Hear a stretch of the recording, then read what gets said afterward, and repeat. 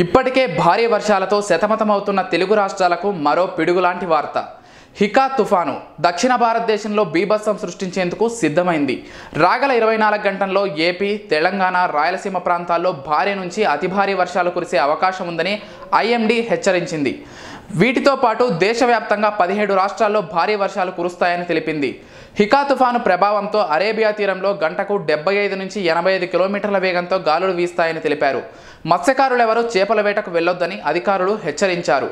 రాగల 24 గంటల్లో ఏపీ, తెలంగాణ, రాయలసీమ ప్రాంతాల్లో భారీ నుంచి అతి భారీ వర్షాలు కురిసే అవకాశం ఉందని ఐఎండీ హెచ్చరించింది.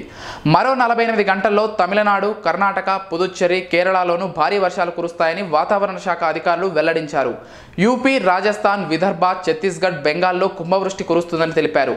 అస్సాం, మేఘాలయ, మహారాష్ట్ర, గోవాలో భారీ నుంచి అతి భారీ వర్షాలు కురుస్తాయని ఆల్ ఇండియా వార్నింగ్ బులెటిన్లో వాతావరణ శాఖ తెలిపింది.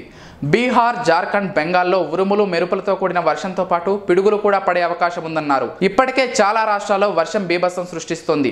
భారీ వర్షాలకు కొండ చర్యలు విరిగిపడటంతో రాకపోకలు నిలిచిపోయాయి. జనజీవనం స్తంభించింది. పలుచోట్ల రోడ్లపైకి నీరు చేరడంతో వాహనదారులు ఇబ్బంది పడుతున్నారు. మేము చేసే వీడియోస్ మీ మొబైల్కి నోటిఫికేషన్గా రావాలంటే మా ఛానల్ని సబ్స్క్రైబ్ చేసుకుని పక్కనే ఉన్న బెల్ ఐకాన్ని యాక్టివేట్ చేసుకోండి.